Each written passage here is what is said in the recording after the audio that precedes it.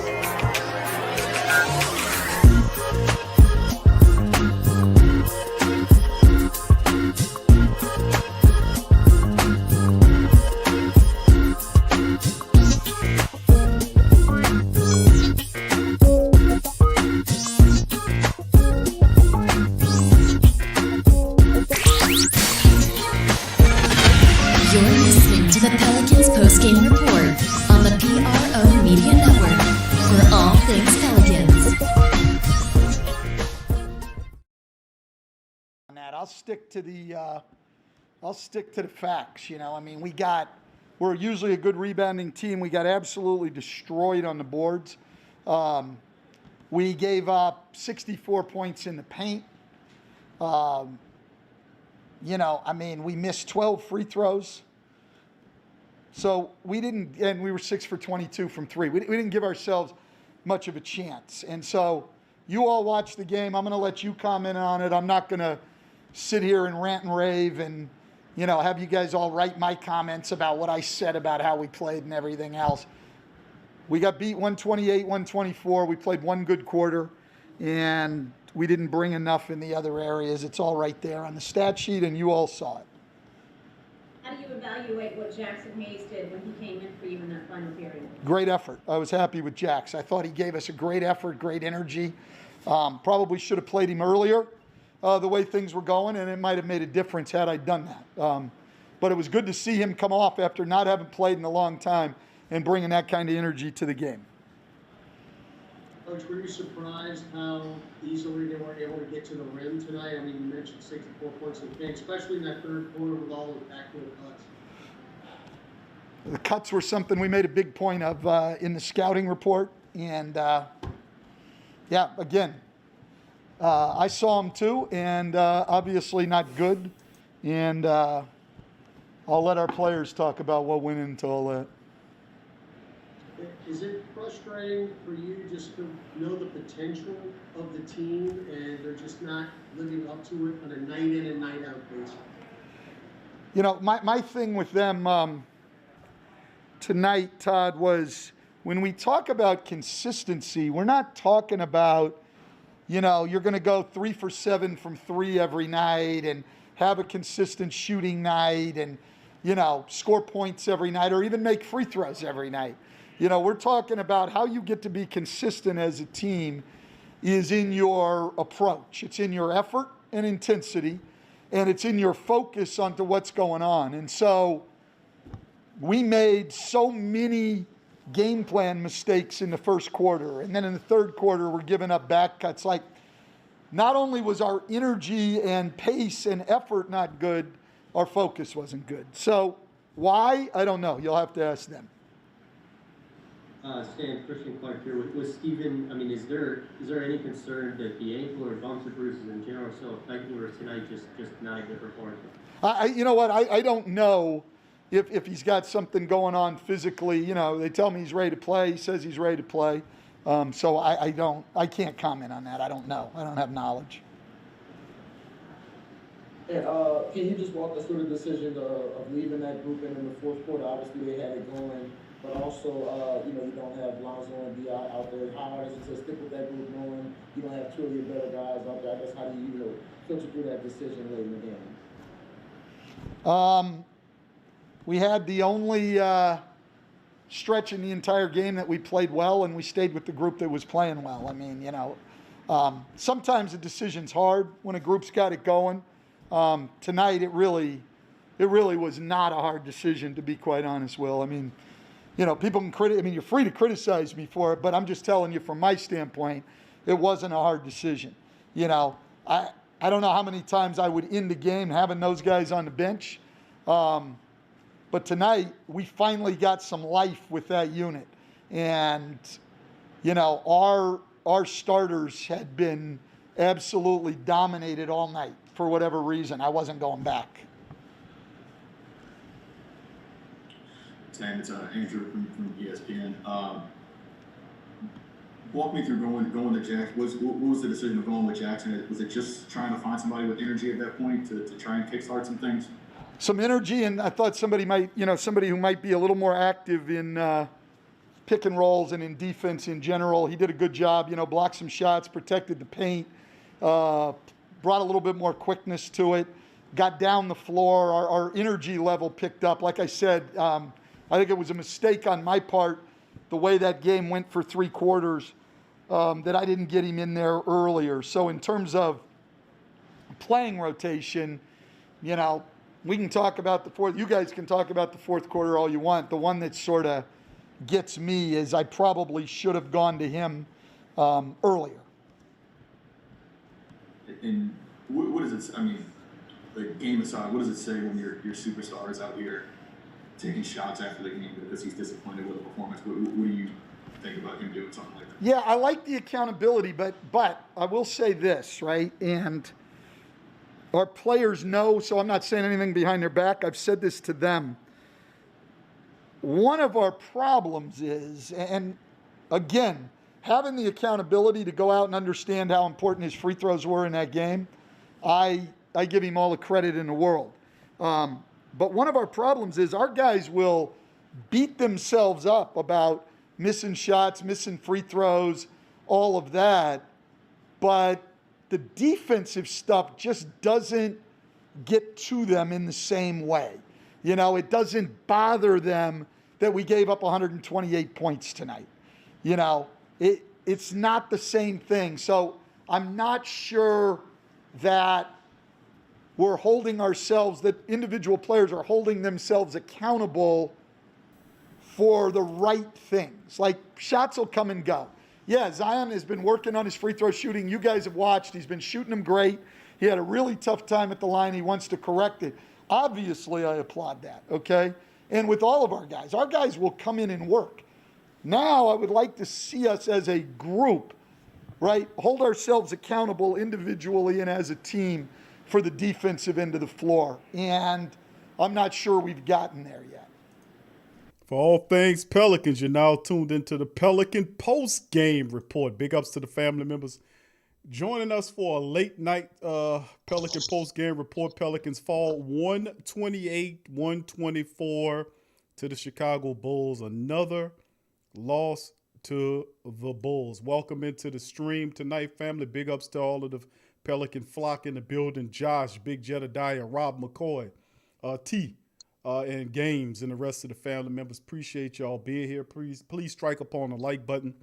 Please feel free to share the stream in your social media and hit the notification button. 128-124. Pelicans can't capitalize on the big win of a couple of days ago, beating the Utah Jazz, and then they go down to the Chicago Bulls. Now, listen, the Bulls are a tough team.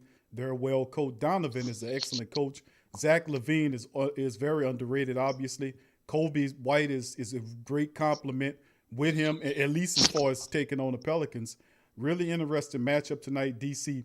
Looking at it, man, they put up 40-something points in the fourth quarter to try to get back in this thing, but gave up a boatload of points in that second quarter, which Stan Van Gundy is referencing to in that last comment. What's your thoughts on the Pelicans Fupa tonight, my friend. He couldn't pull this one out. Lose a close one at the Smoothie King Center to the Bulls. Fupa is correct, man, because I ain't got no food, man. You done brought these damn Boston baked beans and Bill over here, Don't forget and the bread. I ain't got no beer meat, man. I ain't got no bull meat. I mean, Now you see, you wish I'd have bung that brisket now, when, didn't you? yeah, yeah. But it was hard to watch, man. At points during the game, bro. The Pelicans just didn't have anything going in the first quarter to start it out. They say how you start is how you finish. You know what I'm saying? And it was kind of a telltale sign of how the game would go. They couldn't hit any shots. They came out lethargical. They just didn't have the energy, man. It was almost like they looked like they was playing on a back-to-back or something. Like they just seemed out of it, unfocused, unmotivated. And I know a lot of people are probably mad with Stan Van Gundy and Yeah. how the second unit finished the game. But I mean, if you watch the whole game and watch the momentum of it, I mean, I agree with what he did as far as letting those guys play. Obviously, I think Bi probably should have came in at some point though, a little earlier. He didn't play that bad, I think, to sit that whole fourth quarter. But yeah, you probably could make, I guess, a similar argument for Lonzo too. But they had it going in that second unit, and it was very refreshing to see Jackson Hayes, man. I was real excited to see the performance he had. I know his numbers aren't crazy, but the impact that he had to me was like, this is the most impactful game I've ever seen him play in his whole career. So I would give him, this would be my most favorite or the best Jackson Hayes game to me. Maybe some people would disagree because the numbers ain't, super crazy, but he completely single-handedly those 11 minutes he gave us energized his team and turned everything around. And as soon as they put him in the game, we went on a run, and we got it to 124. I mean, we damn near had the game tied up, but we just couldn't finish it, man. Couldn't finish it. Those free throws that we missed killed us. And if they had the same intensity and effort defensively throughout the whole game, it's not a question in my mind. We would have easily won this game. Yeah, very tough one, man. Very tough loss here. This one should have been a win, in my opinion. But this is the NBA after all, and this is the Pelicans. They're a young team still trying to figure it out, man, after 30 plus games. And some things just not sticking, man. Really not. And really, is no excuse for the lethargic nature that the Pelicans played with, especially most of our starters, our starters, is very lethargic pace in this game, especially going into and that's that second quarter, which is where they were able to manifest much of this league. And the Pelicans were at one time down by as much as 17. But, truth be told, they were able to fight their way back into this contest. And it was a little bit too late in the game. But you know what? It flashes back to the points of looking at things like the fundamentals. We often talked about the fundamentals, doing the fundamental things. And that means hitting your free throws at a high clip. That means not turning the ball over a lot. The fundamentals, if you can be halfway decent at the defensive end and even an offensive end, but if you're fundamentally sound, you're going to win a lot of these type of games. And the Pelicans had opportunities on the court, but ultimately they let them slip away because of poor free throw shooting, low IQ shot selection from beyond the arc tonight. Like we talked about before, against the Utah Jazz, how they beat the Jazz with just 7 3-pointers on 11 attempts, and they were able to beat them in the paint. That kind of thinking would have been much invited in this one. If we could have kind of mimicked that game plan to a degree and been better, had a higher IQ, a better thought process in taking those long distance shots, I think ultimately we would have done a lot better in this one. But let's go into the statistics DC, if you don't want to add to that, we'll jump Don't into the forget poor statistics. rebounding too. Yeah, Well, right. yeah, I was just gonna say, don't forget poor rebounding, man. That was a shock of the night. I mean, we couldn't rebound. They got more offensive rebounds than us. So the people, have tied with us, but to just dominate on the glass the way tonight, I mean, I knew some things was gonna happen with Wendell Carter Jr. I was, trying to tell everybody, that he's pretty good, man. Nobody talks about him, but far as a center and doing all the dirty work and having a back to the basket game too, and a little bit of a shot. That guy can be a player. Got a lot of potential, and he definitely showed it tonight. And it's crazy, man, that you say we should have followed the same template of last game because I really thought that's what we would do. I mean, that's what helped us kind of kill things on the perimeter for whatever reason, whatever game plan they ran, however that went. Well, we only took 11 threes, you know, them 22 bumping it up 11 ain't help, you know what I'm saying?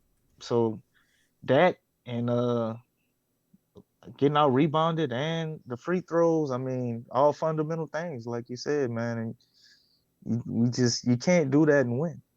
And it's still amazing to me, and I got to give the guys some credit because the way this game was, Q. To I know you about to go over the stats, and I didn't just gave up a bunch of them, but the way we finished the game and we ended up with 55% field goal percentage. I mean, we were shooting at like 30% in this game, bro. So they definitely started putting it together. It's just I don't know why we can't have consistent effort, energy, and fight for 4 quarters. It's like we never can do that. Most games is 3 quarters. This game it was like 2.5. Tough, very tough. I mean, look, let's go over the statistics, DC, because you definitely quantifying a lot of what they're saying statistically speaking. Because I was going over these stats after the game, and I was like looking at it, saying, "Man, look at that! You could just the stats is Make one you of those scratch times, your head, huh? right? It makes you scratch your head, but then it also pinpoints exactly. It's one of those nights where the statistics show you exactly where you screwed up. And like I said, you Right. can monitor the game. And I was on the sports com and I was monitoring the game on my second screen, following it. But I could see that they were missing the free throws. I could see them not looking that good. But anyway, field goal percentage: Pelicans were 46 of 83 tonight, and then for 55.4%. Of course, that's they had 9 attempts less than their adversaries. The Chicago Bulls had 2 more completions than they did. Now, 51% by the Bulls in this one. 12 of 28 by the Bulls for 43%. The Pelicans were a ridiculous 6 of 22 for 27% from downtown. That's the part of the game when you know they're not fouling and you got to start attacking the paint like we did against the Utah Jazz. Didn't happen here. 6 of 22, that's a disaster. And, of course, 20 of 22 for the Bulls at the free throw line for 91%. 91%. 91%. And the Pelicans went to the line 38 times tonight.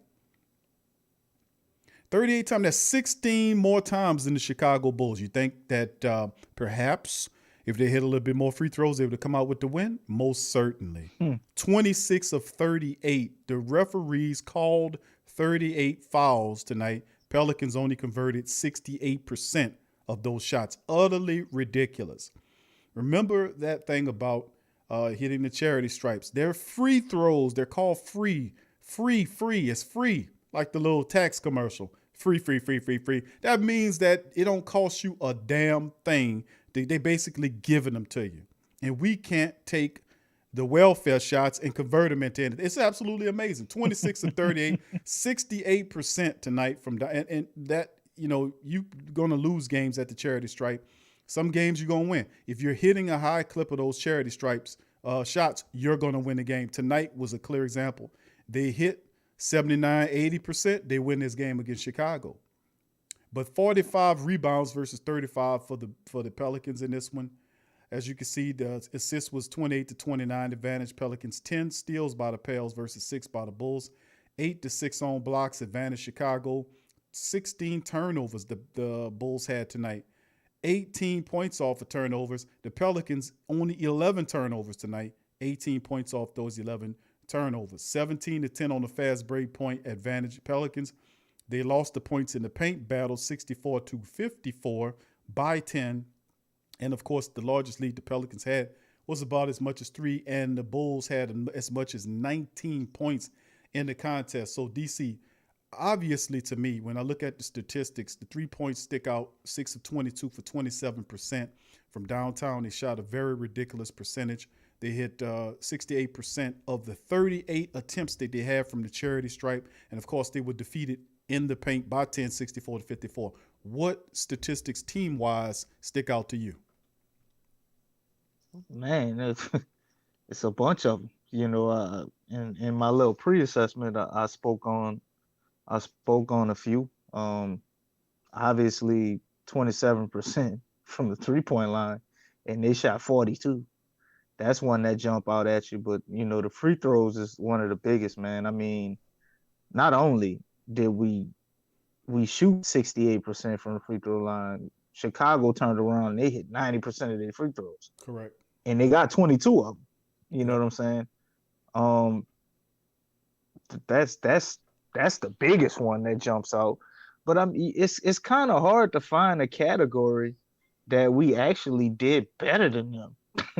They pretty much dominated us in almost every statistical category, unless you start looking at, like, you know, the steals and the turnovers that we were able to get, and we got one more assist than them. You know, we got more fast breaks, but the one that was shocking to me, I mean, was the points in the paint. Like, I don't expect a lot of teams to get more points in the paint than us. You know, 54-64, that's a 10-point swing. You know, that can change a game when you know, lost by 4. We hit these free throws, that easily changes the game.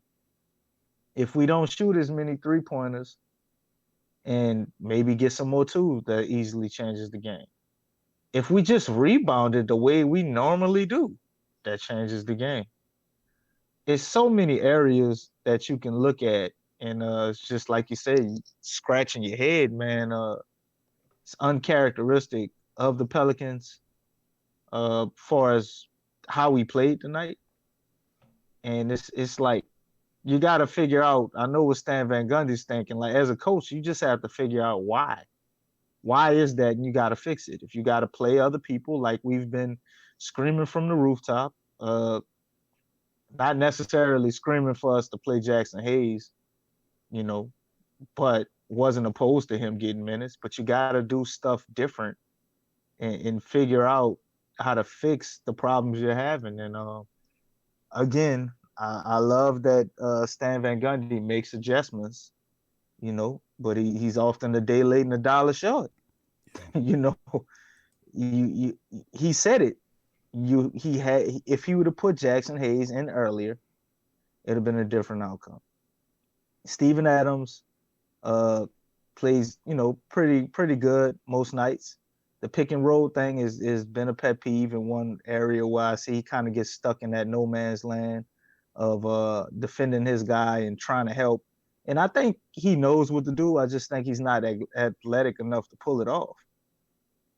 Maybe the same thing with Willie Herman Gomez at times. You know, he looks better than Steven Adams sometimes, but he still has his hangups with the same thing.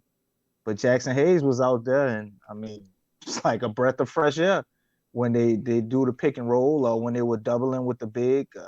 He was giving Zach LaVine all type of problems. Mm-hmm. And that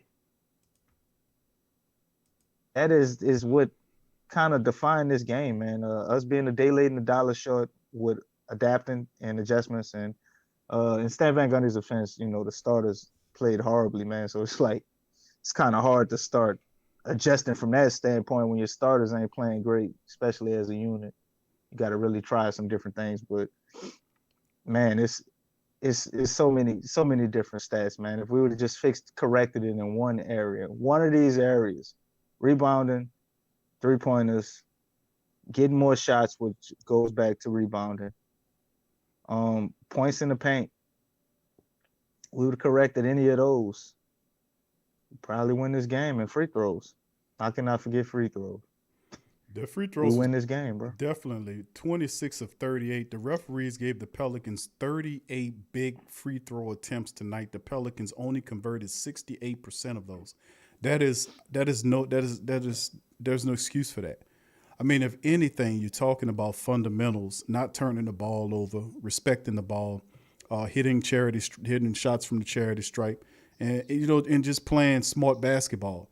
These are the things that tend to elude the young Pelican club as it stands right now.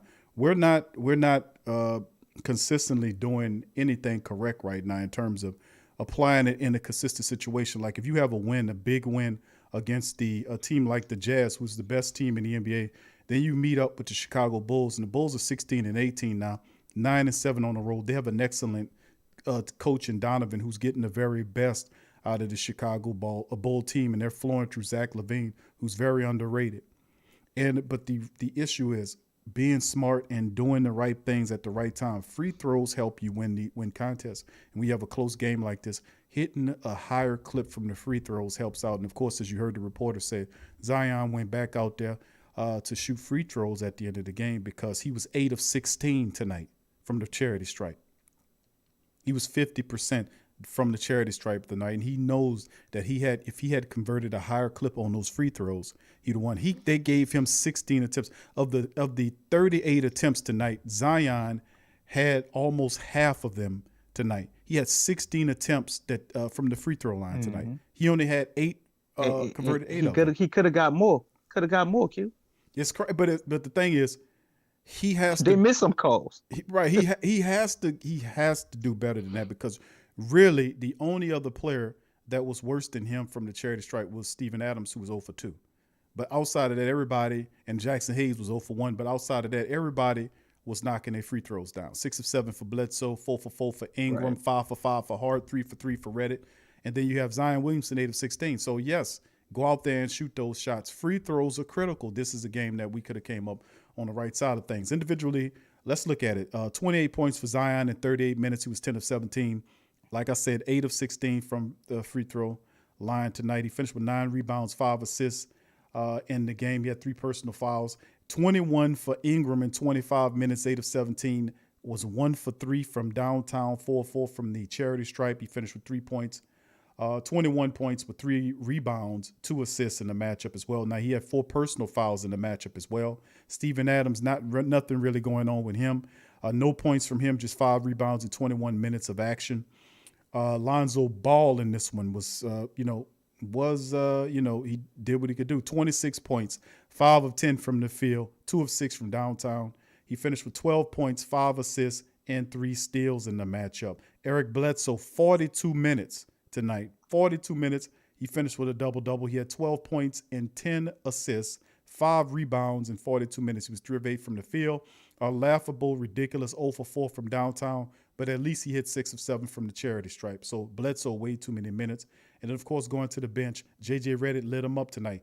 This should have been a win. 28 minutes for Redick. He had 22 points. He was 9 of 15 from the field, but struggled from downtown. He was a 1 of 5 shooting from there, 3 of 3 from the charity stripe, 22 points, 2 rebounds, 2 assists. Josh Hart, 34 minutes, 13 points, 3 of 6 from the field, 2 of 4 from downtown, 5 of 5 from the charity stripe, 13 points, 5 rebounds, a couple of assists and a couple of steals for Mr. Josh Hart. He had 5 personal fouls in the matchup. And, of course, we talk about Jackson Hayes, and DC liked how he played. He had 10 points in 11 minutes. He was 5 of 5. He was a lightning bug.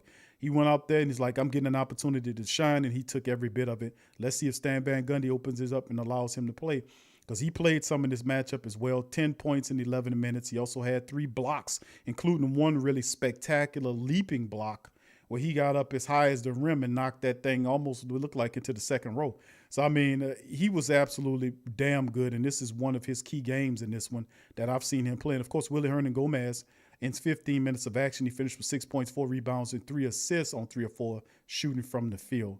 And, and it wasn't that, but no KLJ, no NAW tonight, and no win for the Pelicans and the matchup. Now, just to go over a few of the top scorers for the Chicago Bulls before DC gets his opportunity to chime in. Zach LaVine finished with 36 points, DC, in 35 minutes of action. What could you say about that? 12 of 19 from the field, 4 of 8 from downtown, 8 for 8 from the charity stripe. He was on. Oh, I 36, could tell you something about it. 8 That assists. was the easiest 36 points I ever seen in my life. He makes it He look did easy. that. Did he even break a sweat? I don't even think he broke a sweat getting them 36, man. And It 36 was points in easy. 35 minutes. So, yeah. And then, of course, Easy. when he gets going, Kobe White feeds off him. It's like he runs an extension cord from his back to charge him up. He had 25 points and 33 minutes. He was 4 of 7 from downtown as well. So they combined at 8 points. Their backcourt hit 8 3-pointers between the both of them. 5 of 5. They were perfect between the backcourt there. 36 points for Zach LaVine, 25 for Kobe White in the matchup. And once again, those guys really, they set it going for, Wendell Carter did his thing rebound-wise. The guy had 15 rebounds tonight, 7 minutes. He did his thing defensively. Williams had 13 points, 4 rebounds. And, of course, off the bench, Titus Young, the New Orleans product, had 18 points off the bench, 5 rebounds for him, and for Young, and, of course, 11 for Valentine. We often talk about Valentine. It's never a happy Valentine for the Pelicans when you see that guy. He had 11 points in 15 minutes for them off the bench. So, anyway, the Bulls get the win over the Pelicans, 128-124. DC, chime in on individual stats, please. Well, I'm gonna talk about the Bulls guys first because we took a massive L tonight. Should have won this game. Should have. And Zach LaVine, I mean, man, the guy is special, bro. This game, to me, statistically, it's not the same game. This was a better performance to me than the one he had last time because I thought we defended him a lot better. And we actually made it hard for him at times. I mean, he did have 4 turnovers, especially towards the end of the game. But, man, that dude just went no sweat and hit all 8 of those free throws. That joker refused to even miss one. Just miss one. Give us a little hope. He refused. He didn't even want to give us no hope. Wouldn't miss nothing, man. I mean, every shot he was supposed to make, he made. He actually got his teammates involved. I was very impressed with Zach LaVine, man. 8 assists tonight. You know what I'm saying? I never considered him a point guard, even though I know he plays point guard a lot of times on his team, even though Kobe White is supposed to be the point guard. They list him as point guard sometimes. He actually was that tonight, man. I thought Zach LaVine was impressive, and the guy's becoming a true superstar, man. He's been a top-level all-star for a while, or maybe people haven't considered him all-star. I always thought he played like all-star for the last maybe 3 seasons. And it's impressive to watch, bro. Very impressive to watch, and even harder to guard. Kobe White, like you said, is just mini Zach LaVine, man. It's weird because they kind of have a similar game in how they want to score and what they want to do. They just want to get threes and basically drive to the goal. They're both super athletic and quick enough to pull it off, man. But the guy, to me, that kind of turned the tide because we were actually we were going back and forth. We got into it in the first quarter and, kind of got it all the way back, even though we started off being down by 10. But when Thaddeus Young came in the game, Q, it changed everything. Yeah. He came in the game and they started that pick and roll action with him and LaVine. Yep, couldn't stop. Oh, they tore us up in the second quarter with that. And then we went to the third quarter and they still was doing the same thing. We started playing better in the third, but I mean, we basically just kept trading buckets. We started scoring, but we couldn't stop them from scoring. So we just sitting here with this hole that we dug in the second quarter and just trading buckets all the third quarter. No defensive stops, and hence you see why Stan Van Gundy went with the bench unit in the fourth. Because, yeah, B.I. and Lonzo and, those guys, we were scoring with those guys out there. But we score, they score. We score, they score. We score, they score. Ain't gonna get you nowhere, man. Just in quicksand. And Thaddeus Young, that pick and roll action, that's what won in the game, man. That was a huge huge turning point in the game. But Patrick Williams also too, the rookie, he played very well, man. I thought he was giving Zion more than he can handle on the offensive end, and he did a pretty decent job on him on the defensive end too. Them 3 blocks he got, I believe, was on Zion. Obviously he had 5 fouls. Zion is a little bit of a floating mag truck. He gonna get up, but he'll run you over too. But I thought Patrick Williams for a rookie, man, he kind of you don't he doesn't seem like a rookie. He plays very under control, makes the right play, and if you give him something, he gonna take it. He gonna take whatever you give him. And I mean, the guy only missed 1 shot tonight. He only took 7 shots. He made 6 of them, and he played pretty decent defense on Zion. So they got a nice little young core over there, man, with Williams, Carter Jr., Zach Yep. LaVine, Kobe White, Marketing. Thaddeus Young being a vet, Markkinen, who's actually out, man. Thank God, Mm-hmm. because I know if he played and with Oh, Williams, man, this would have got ugly. yeah, this would have been tough because This would have got marketing, he ugly would if have stretched you. Markkinen would have played, because we Mm-hmm. had our hands full. Right, we had our hands full with the guys that was out there. But let me get to our guys, man, and then we can move on and talk about having a little hope and faith and maybe something to feel good about tomorrow. But I thought Zion actually played pretty good, man. He still got some things. I think, as far as his awareness, I'm starting to see some things where you can tell.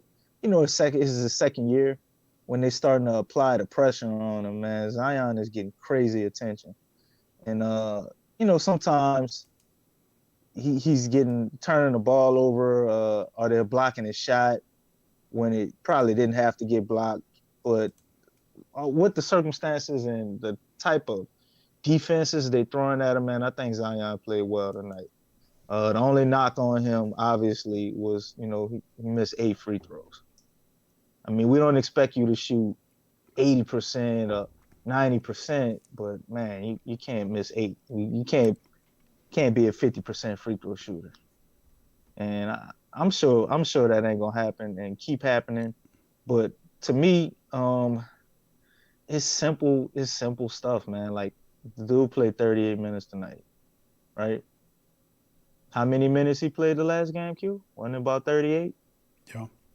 Uh, he's tired, but his tired and other people's tired is a different level. A tired Zion is still probably like, if we're gonna use 2K stats, a tired Zion is still probably like an 82 or 83 overall.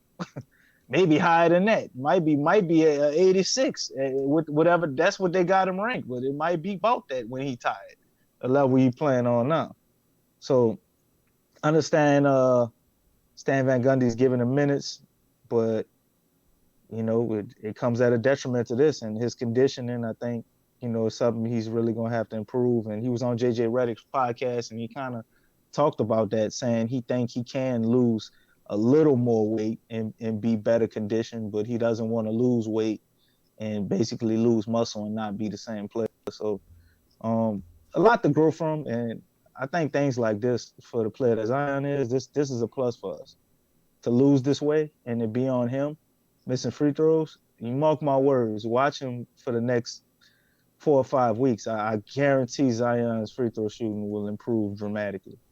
He refuses to lose again like this. That's just the type of guy he is. Bi started this game off atrociously. It was very rough for him, and defensively, he wasn't really engaged. A lot of blow-bys for Bi, man. I mean, we it's a thing we keep saying.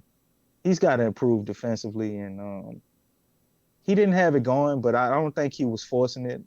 Bi wasn't taking crazy shots. His shots he normally make, they weren't going down, and then he kind of got hot, but you know, like I said in the third, no D, man. But Bi still gave us 21. He came in, hit some clutch free throws, and he hit a clutch 3 trying to help us stay in the game. So gotta give him some credit for that, man. Not a typical Bi night. Definitely off game for him. Do a lot better. Another guy, what can I say about my man Jackson Hayes? Jackson Hayes saved us from a blowout, y'all. If we watched the game and you really paid attention and you seen what the Pelicans were before they put him in, and then when they put him in, it was a totally different team. Energy, effort, we had fight, we had shots falling, and we was playing defense all of a sudden, all catapulted, and the catalyst for this is what I'm really trying to say. Jackson Hayes, man, he came out there and he helped with that issue we had with that pick and roll, the same damn pick and roll play they kept running with Thaddeus Young and Zach LaVine, that same action. And then when Jackson Hayes came in, we were able to kind of double Zach LaVine and put pressure on him to take the ball out of his hands, which I guess we couldn't do with Willie Herman Gomez or Steven Adams. So, those guys didn't get a lot of minutes tonight, even though I thought Willie Herman Gomez played, he played all right, other than his defensive lapses as far as that pick and roll goes. And same thing with Steven Adams, except Steven Adams was off, man. I mean, he started off missing them 2 free throws, and I guess it was just downhill from there for him. I mean, he was getting rebounds normally the way he does, just on the defensive end. He doesn't seem to be really much of a threat at times, and Jackson Hayes might be fighting his way into some minutes, man. With JJ Redick, like you said and pointed out, them 22 points was big, man. And JJ Redick looked like he back. He had 17 last game, got 22 tonight. 9 of 15, and he only hit 1 3-pointer, but he still managed to get 22 points. This is something here. I don't think JJ is gonna go back to what he was, and he's officially out of the slump. A normal night, those 22 would have been more than enough to help us overtake this team, as well as with Josh Hart playing the way he did. Bunch of energy, effort, fight on the defensive end. Eric Bledsoe too. A lot of energy, effort on the defensive end. I thought those guys played good, man. I'll be ready to call out Eric Bledsoe when I can, because he does so many boneheaded things at times. I do like him as a player. I just don't like him with us. I think he doesn't fit our team the way I would like. But he played pretty good tonight, man. The guy had 10 assists, you know what I'm saying? Thanks to Jackson Hayes. Jackson Hayes got him about 5 of them, I swear. He was the one throwing all the alleys to him. But Eric Bledsoe did have that fight, energy, and effort on the defensive end. You see he got 2 steals. And there's a reason why he didn't get benched. Played 42 minutes. Wasn't extremely happy about that, but I understood. And then you got our man Lonzo Ball. I thought he really got it going in the third, and I didn't think he played that bad defensively to get yanked. But, you can't argue with results with that unit that they had going. I mean, he scored 45 points in the fourth for anybody questioning Van Gundy or whether he should have played those guys. It's the highest scoring quarter we had the whole game. And I don't remember a lot of times where the Pelicans scored 45 points in the quarter in a regular game when we got it going. So guessing Lonzo just was a casualty of that unit was hot, and that's why he wasn't back in, because I really don't think he played that bad. Obviously, Zach LaVine was doing what he did, and that's his guy. He's supposed to be guarding him, man, and he wasn't stopping him. So I guess he got set down for defensive purposes. Did like what I saw from him offensively, man. He started attacking a lot. That 3-ball wasn't falling, and this was a night where you seen him constantly going to paint, and he's starting to attack more. And man, this could be dangerous. So we do have some positives to look at going forward. Got JJ back. You got Hayes playing the way he did. Hopefully he can work in some minutes and can help shore up our defense and become a little bit of a defensive specialist, at least at shot blocking and deterring people in the paint and on those pick and rolls. And then you got Lonzo, man, that's starting to get more confident and expanding his game and looking to actually attack. Then you got Zion with the way he did with the free throws. I think that's going to improve too. So got some things to look forward to, Q. And hopefully can help us get some wins down the stretch, or at least get a win tomorrow. Well, that is a back-to-back coming up here as we transition to the Miami matchup. The Heat are 17-18 coming off a loss to the Atlanta Falcons, who had Nate McMillan take over the head coaching job after they released Lloyd a couple of days ago. So with that being said, the Miami Heat are coming off a loss, so they're going to be motivated to try to pick up a win in New Orleans against the Pelicans. Pelicans now fall to 15-25, underneath 500, 10-8 at home, 7:30 tip-off time tomorrow in the Smoothie King Center. So with it being said, top guy, points, rebound, and assists of Bam Adebayo, 19 points a game, 9.5 on the rebounds, 5.4 on the assists. They gave Bam the big cake, and he turning up now with Jimmy Butler listed as day-to-day. So Bam Adebayo, he's also day-to-day listed as well, but we'll see what goes on with that. Zion's the top scorer on the team, 25.5 on 61.4% field goal shooting. Steven Adams is 9 rebounds per game. Alonzo, 5.2 on assists and 32 minutes of action. As you can see, the injury report, Avery Bradley is out of the game. Butler and Bam Adebayo are listed as day-to-day. We'll see. Of course, the Pelicans, nothing to really talk about right there. They got Will Magny on there for whatever reason and listed as day-to-day. Going on to this team statistics, Heat averages 107 points per game while giving up 108.8. They shoot 46.2 from the field, 42.4 on the rebounds, 26 assists per game, 4 blocks per contest, 7 steals a contest, and they're 6-4 the last 10. Pelicans averaging 116 per contest, giving up 116 per contest. 48.5 on the field goal percentage, 46.5 on the rebound, 25.4 on the assists, 4 flat on the block, 7.3 on the steals. And, of course, the Pelicans and the Heat both coming off one-game loss. It's like I said, Miami to Atlanta, the Pels tonight to the Bulls. And, of course, they're 4-6 over the last 10 contests. With that being said, we transition to the Miami Heat depth chart. You see Goran Dragic sits there at the top of the heap as their starting depth chart with Duncan Robinson. Jimmy Butler is listed as day-to-day. So is Bam Adebayo. Kelly Olynyk is at the 4. And if they can't go, if none of those guys can go from, that'll be a huge advantage for the Pelicans. But also the Heat have a really good, talented group of people coming off the bench. We're talking Kenrick Nunn. We're talking Tyler Hero. We're talking Andre Iguodala. We're talking Precious Achua.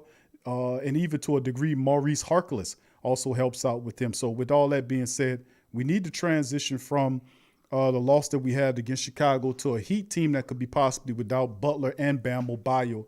Pelicans, they got 3 straight home games coming up. This is this one and a couple of more ending up with the Cleveland Cavaliers on the back end of it. Pelicans got to pick some wins up in this home stretch. DC, how we get this one against the Heat? Man, it's depending on who plays, this ain't gonna be an easy one. Last time I think we played Miami, we beat them, but I don't think Jimmy Butler played, so we didn't get the full Miami experience. But what I do remember is Precious Achua actually kind of carved us up. You know, there's always these mystery guys you got to watch out for when you play teams, and Precious Achua is definitely one. Hustle man. Hustle man gave Zion some problems on defense too. Yep. So kind of looking at him, see how his game goes. He's similar to, he's not as physical, but he's like a baby Bam. Their games mirror each other. He's not as physical as Bam Adebayo, but he's a hustle game player. He doesn't look like a traditional. Ain't they from the same college? I'm not certain what college. They're not both from Kentucky guys, right? I want to say Achua is Kentucky. I can look it up. I think they both Kentucky. But anyway, I gotta give you your props too, Bam Adebayo. I remember you asked me a while back, man, wouldn't you want us to sign Bam? And I was like, I don't know, man. Him and Zion do a little bit of the same thing. Guess what, Q? They do, but I don't care. If we had a chance to get Bam, we definitely should have got him, man. That dude, there's no answer for Bam. Bam is gonna be Bam, and Bam gonna do Bam things. So your real problem with, I think we need to pay attention to, is the same one we always have, because you do have a point guard that's very efficient at running pick and rolls, and Goran Dragic when he's out there, and he will carve you up just like Zach LaVine did. Precious and went embarrass to Memphis. The hell out of us. What'd you say? Precious went to Memphis. Just the colors. He was a first round draft pick. He was the first round to form out of Memphis. Right. But so it was him and Wiseman played That's together. right. That's what it was. That's right. Yeah. I knew he played with somebody else prominent. He had some type of connection. But Gordon Dragic will definitely carve us up, man. If we don't pay attention to him, we gotta watch Duncan Robinson. We can't get torched from the 3-point line. But Right. it's gonna be the same thing, man, as it was this game. What we need to pay attention to, pick and roll defense, because they're definitely gonna give us a steady diet of it, as we have proven throughout our experience that we cannot handle it. Sheesh. You know what I'm saying? They feed it to us, and we just throwing up all over the place, getting sick. So I'm sure we're gonna see the same thing with these guys. So you got to guard the perimeter, make sure Tyler Hero, Duncan Robinson don't get off, and as well as Gordon Dragic. And then you add in the conundrum called Jimmy Butler, and this is a tall order, man. I know we beat the Heat before, but the Heat are actually, I think, the last few games they've been coming on, if I'm not mistaken, right? They've been playing a lot better, I Yeah. think, since we played them earlier in the season. Yeah. So They've we're been. gonna They see a have. different team here. We got to guard that 3-point line though. Um, you can't let Duncan Robinson get off. I've said it twice. I'm saying it a third time. You cannot let Duncan Robinson get off, man. And Tyler Hero and Gordon Dragic cannot kill you from the perimeter. If we do that, I don't think we can win, Q. Um, Try and neutralize Bam to the best of your abilities. I definitely would use Zion to try to get him in foul trouble. That would be our best option there. And Jimmy Buckets, what can I say, man? The Pelicans killer himself. I don't know what the hell we do with him, Q, to be honest, if he got it going. And the ball is gonna be in his hand. He's basically their point guard at stretches. That's kind of how they use him, as like a point forward. Don't shoot a lot of threes, but still, man, makes the right plays, gonna play hard on defense. He's gonna get rebounds, gonna get assists. He's gonna make life hard for BI. It's a tough matchup, man, but perimeter defense, pick and roll defense, we execute that at least an average level. I don't think they can stop us either, as much as I'm giving them props. So I think we walk away with the game. We can do that. Tall order, and of course, it's still day to day on both Bama Bio and Jimmy Bucket. So we'll find out as we get closer to the matchup. But they're listed as day Both to of day them here. don't play now, do they? Like, you think both of them gonna play? I don't know. I don't know if they sit them or not. Man, But don't lie to the people, man. You know they gonna play, bro. Everybody get miraculously healthy when they play the Pelicans. I don't that know if is it's because true. we got Aaron Nelson and he just got Nah, that we aura around well, it's because we that our medicine. That's team what or it something, is. bro. They just get healthy as soon as they play us. Everybody's healthy. Because we the medicine for everybody. That's why they get healthy, because we instead of we using them like medicine, they use us like medicine. But that's You can't absolutely right. blame them, huh? I wouldn't dare miss a damn game against the Pelicans if I was in the league. Oh What no, they give up how many points? I'm 100 playing. 116 points a game. Oh man, I'm in that one. But it's ridiculous, man. Shit, But we my got to fix injury it. feeling better already. Just hand it. Yeah, we got to get it together here. And the Heat is a very tough team. Chicago came in here and handled business, but like I said, the Pelicans uh, hit the free throws like we supposed to. We win this contest. In particular, Zion. That's why he was out there shooting the free throws after the game. He felt personally responsible for the loss, but he's a superstar and young. And these are the growing pains of a young team family. I mean, you got BI, you got Zion, extremely talented players, Lonzo coming online. But this is the growing pains of a young team with an old coach at the top of it yelling defense all the time. And if they're so gifted offensively speaking, they scoring 116 points a contest without very much practice. But, there's a minus to that. Stan's going to have to, like I've said before, I recommended Stan Van Gundy, saying he's always complaining about not having enough time. But you don't see other teams that are the really good teams in the NBA that have winning records complaining about time restraints. You just don't see that. You're gonna have to compress your game plan to make that happen. Tagliabue for the Knicks. He ain't complaining about time, huh? They ain't in the same situation as Stan. Tibbs, Tibbs, yeah. Thibodeau. You don't see no. Yeah, that's correct. But the Heat, the Knicks are +1. They're a winning team now. They're what, 18-17. Now that's a feat because the Knicks have been stinking it up for years, and for Thibodeau to go up there to New York and get this team to make them a winning team, even if it's one game above it, I'll take that right now. We get within 3 games and then we collapse down to 5 games. We'll win 2 or 3 of them, and that's the thing. That's the part of it. You're going to have to put a streak together one way or the other, because 1 win, 2 wins here, 1 loss there, 3 wins here, 2 losses there, that won't cut it. You're going to have to put a streak together at some part of the season to catch that 5 games that you're underneath 500, and then let the track race start once then. So, I mean, Van Gundy has to compress his defensive game plan. It's just as simple as that. He hasn't learned that yet. He has to complete the bench as well. And instead of always focusing on the defense so much, compress your defensive game plan and focus on fundamentals like free throws and not turning the ball over. Well, they did a pretty decent job as that. Bad IQ shot selection as well. Not good shot selection from from 3-point line today. They should have attacked more. But, hey, in the end, the Pelicans lose. But these are the growing pains of a young team. And, man, Zion dunking on Gafford today, and, of course, several other plays that were encouraging. But them coming from all the way back from, 17 to make it competitive is a positive, showing that they're playing with heart. We just got to minimize the mistakes and capitalize and do better at the fundamental stuff. DC, go ahead and you got the floor, my friend, for the final point before we dirk out this one. Yeah, man. You know what, Q? I was 100% with you on the Stan Van Gundy and basically making his defensive scheme not as complex. I don't really think it's that, man. The more I'm watching and what I'm seeing, it just seems to be, huh? You think they're just ignoring what he's saying? No, I don't think they're ignoring him. I think he don't understand that they get up to play offense and they tired, and they probably saying they not, but they just gonna give maximum effort on offense and take a little bit off on defense when they're tired. Because what I noticed, and we all noticed this trend, I don't care how bad the Pelicans are playing in that first quarter, they gonna fight. They always fight in the first quarters, man. I mean, they fight. They may not be successful or doing everything right, but there's always energy, intensity, and effort, right? Okay. And there's always a major collapse in the second quarter.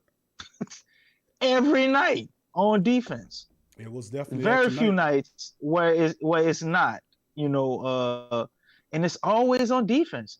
We lose focus. All of a sudden, we don't have no energy on that side of the ball.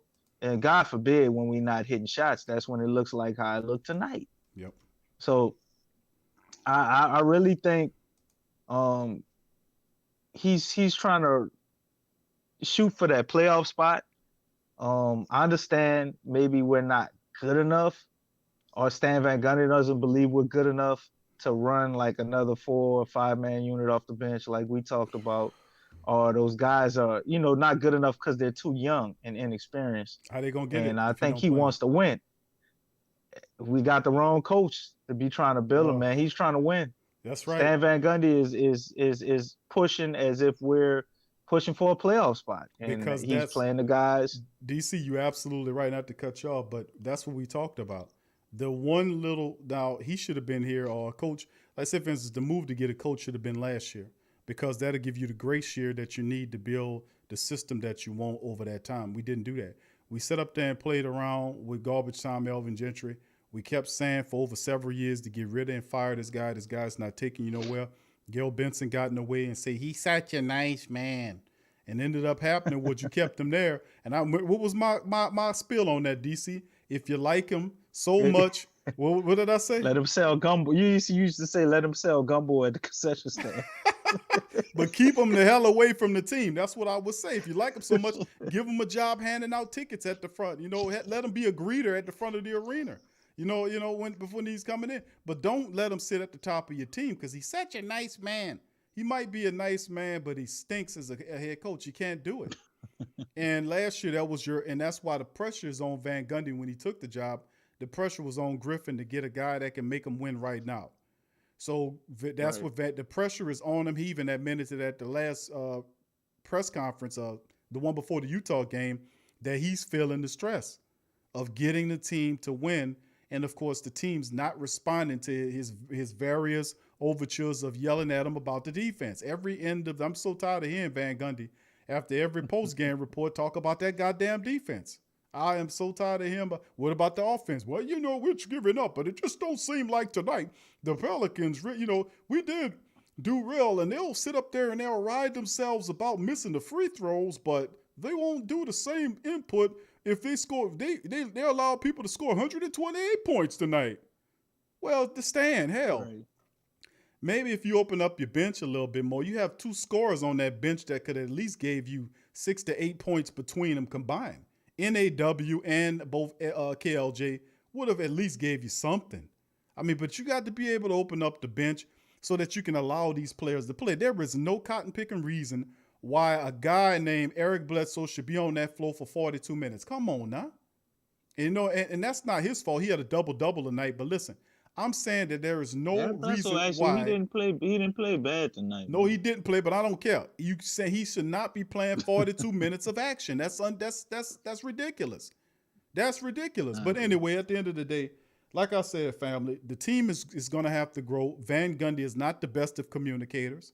But I got to be honest with you, and even Jamil McMillan, son of Nate McMillan, was saying that he got to give Van Gundy credit because he's super duper honest, and he uses the media as a confessional. That's pretty much what it is. He gets out there. I like he does that, and I do like that because that means that he's open. But my goodness, man, start relying on your coaching staff. If you can't reach the players, let's lose some of those smart people. You got Teresa Weatherspoon on you. You got Corey Brewer and guys like Freddie V on that staff, man. Those guys are former players, and they know how to talk, especially Freddie V. Freddie V is one of the coolest coaches on that staff. So whatever you're saying, if you can't get through it to them, use your coaches to reach them if you can't reach them. That's what they're there for, Coach Stan. So, I mean, we're going to say that. And let me give a shout. DC, I'm going to let you respond to that just a second. Let me give a shout out to all of the family members in the flock before we dirk out. What's up, Josh? Big ups to you. Big Jedediah 86, go Pels to you. Rob McCoy, go Pels to you. Melanin Guy 504. What's up, fam? Big ups to you as well. What's up, brother T? What's going on with you? Games, big ups to you as well. Summer, how you doing, Summer? Big ups to you. Dave James, what's up, Dave? How you doing, fam? Slade Smith, how you doing there, brother? Appreciate you. Go Pels to you as well. Jabari Goodman, what's up, Jabari? He says, feel like 1 step forward, 2 step backwards. It's like an old dance move. You know what I'm saying, Jabari? We doing the hokey poke. You're doing the 2-step, that's how it goes. KK 504 and 44 lady, what's going on, baby? Big ups to you. Thank you for being here as well. Constantine, what you say there, friend? Good to see Constantine in the building. Trap, great. Big ups to you as well. Fam, much love to you as well. John Thompson, what's up, brother John? Good to see you. What's up, Lonnie? Big ups to you, Lonnie. VB Saints Pale lady, what's up, baby? Good to see you. Thank you for stopping by tonight. Mr. 100, what's up, brother? Good to see you out there as well. Dropping some knowledge in the chat, Mr. 100. I see you, brother. I see you drop some some jewels right there. Melanin Guy says, I blame Mrs. Benson. She hired these incompetent fools. In my opinion, they need to sell this team to Seattle if they're going to continue to be a bottom feeder. We don't want them to go up there and turn into the Sonics. Damn. Melanin Guy is pissed off, And big ups to the truth. Big ups to you. Good to see you in the chat as well. I can't blame them. Nah, it's all good. But big ups to all the family members as well. Thank y'all. Go ahead, DC. Last thoughts on it, brother. But, like you said, Stan Van Gundy uses the media as a confessional, but the problem is we not Catholic priests. You know what I'm saying? We're not here for you to confess all your sins to us. We want results, and I will commend him on being open. But my thing is, you can't be insane, man. It's like we're showing insanity, like that we're insane. We just keep trying to do the same thing and hoping it work out different. It's not, you know what I'm saying? So excellent adjustment tonight with using Jackson Hayes basically for his defense, which I think it can be something that you can do strategically. Like when they start tearing us up in those pick and rolls, throw Jackson Hayes out there. You know what I'm saying? Obviously, he does other things um, that we don't like sometimes on the offensive end, and had some boneheaded plays when he was getting a lot of minutes. But use him for what he does as well as the other guys. And we really gotta go in our toolbox, man, because we have an incomplete roster as far as our starting lineup. They're inconsistent. So we have to be able to balance that out with the guys on our bench. And they just sent Wenyan Gabriel to the G League. Najee Marshall in the G League, he's been putting up like 16 points a game, playing great. It's so good. They actually interrupted the game a little bit to talk about it. And Wenyan Gabriel got sent to the G League. So I don't know if Najee Marshall is maybe going to be sent to the active roster. Will Magny, something. You know what I'm saying? We got to do things different, man. We can't keep going through this back and forth like this, 1 foot in, 1 foot out. We did the same thing with Alvin Gentry, and to me, it's honestly it's a young team, and young players, they aren't the most consistent. That's true, but I think we have enough talent and good enough players to where it's no excuse for losing to the Chicago Bulls. It's no excuse for losing to the Detroit Pistons. It's no excuse for losing to the Minnesota Timberwolves. Games like that, I mean, it's on the players, but I'm putting a lot of onus on the coaches and what we're doing and who we're deciding to play, because simple things done differently can get us victories in these games. And I don't think this is the end of Van Gundy. I know a lot of people still want him to get fired and kind of sick of this and blaming a lot on him. I do think he has to learn, and this is a part of the process of learning the players he got. I just wish he wouldn't be so dead set on only playing his guys all the time. Some games, like when we play Milwaukee, when we play Utah, like I get it. You're going to go down with your guys as if it was the playoffs. I get it. But some nights, man, you got to be willing to look for that spark. We did tonight. It was just too late. But there's a lot of other games where we should have did the same thing. And I think if we did, and we did it at the proper time, you being a coach or an assistant, just having that vision or the foresight to see that, I mean, we could start getting some wins, or at least not dig such a big hole to try to have to constantly fight back. I'm just sick of seeing the Pels fighting and me feeling like we doing something special just to get the game back tied up. I'm sick of that feeling. Yeah, I think the entire flock shares that sentiment as well, man. And we got to do better than this. And I think a big part of it is Pelicans have to turn it up, man. They got to turn this up. And we got a tough matchup against Miami tomorrow, and it could be turn around, be real quick, 2 losses, just that fast. So they got to get their mind right because Miami coming in to win. So with that being said, we're going to dirk out on that. I'd like to thank all the Pelican flock here for joining us for this recap. We'll be back tomorrow, Thursday night, with another Pelican post-game report, recapping the Pelicans matchup against the Miami Heat, and the Smoothie King Center is going down again tomorrow. So once again, like I always say to end the show, if they talking bad about your Pelicans, you tell them with a New York accent to go flock yourself and get the flock out of here. So big ups to y'all. Thank y'all for joining us on this episode of the Pelican Post Game Report. DC, good job as always, my friend. And I'm going to see you on tomorrow's show. You too, my brother. Peace. Thank y'all. Yep, we'll be back to do it again. That's right. See y'all later.